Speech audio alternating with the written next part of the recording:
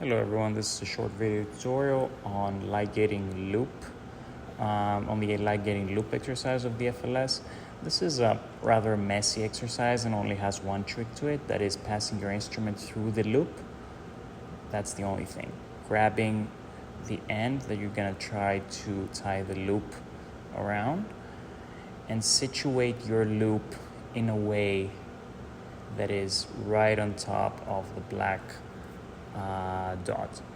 Break your knot pusher and using your one hand carefully try to cinch down your knot.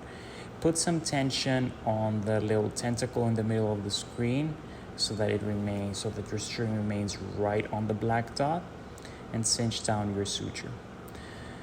Now pull back on your knot pusher and use a scissor to cut the suture ends, both of them.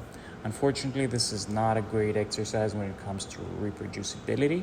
That is, you can only do it once, unless you choose not to tighten the knot all the way, and this way you can practice again and again.